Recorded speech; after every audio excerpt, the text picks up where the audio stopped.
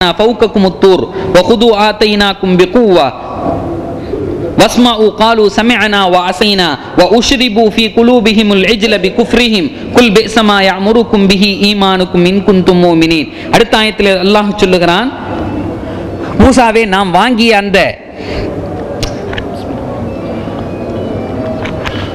அந்த அக்ரிமெண்ட்டை நம்ம போட்ட அவர்களோடு போட்ட அக்ரிமெண்ட்டை அவர்களுக்கு நீங்கள் ஞாபகப்படுத்துங்கள். என்ன செஞ்சோம் அப்படின்னு சொன்னா, தூர் என்ற மலையை தூக்கி அவங்க மேல இப்படி பிடிச்சிட்டு இப்ப தௌராத்தை எடுறா அப்படின்னு சொன்னோம். இப்ப தௌராத்தை பிடிச்சிக்க. அப்ப அவங்க என்ன செஞ்சாங்க அப்படின்னு சொன்னா, யாரெல்லாம் ஏத்துக்கிட்டோம் அப்படின்னு சொல்லிட்டு அடுத்த செகண்டே சொல்றான், அசைனா நாங்கள் மறுத்துட்டோம். ஏத்துக்கிட்டோம்னு சத்தம் போட்டு சொன்னான். நம்ம ஏற்கனவே சொன்னோம், இன்று வரை யகூதிகளுடைய தொழுகை முறை ஒரு பக்கம் சாய்வாகத்தான் இருக்கும். ஏன் அப்படின்னு சொன்னா, அந்த தூர் என்ற மலையை அல்லாஹ் தஆலா தூக்கி பிடித்த போது அவன் ஒரு பக்கத்து படுத்துக்கிட்டு இன்னொரு பக்கத்து மேல பார்த்தான், மலை கீழே விழுந்துருமோன்னு. இதுல கூட சொல்லும் போது முஃபஸ்ஸிரீன்கள் சொன்னார்கள், அல்லாஹ் இதை அடிபணிய வைக்க வேண்டும் என்பதற்காக வேண்டி கஷ்டப்படுத்தவில்லை.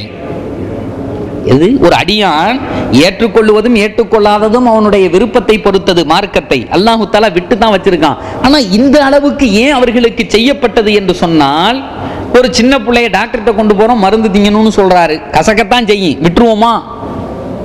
அதே மாதிரி அல்லாஹு தஆலா அவர்களுக்கு காட்டினா, இப்ப நீங்க பிடிச்சுக்குங்க அப்படின்னு சொன்னா. ஆனாலும் கூட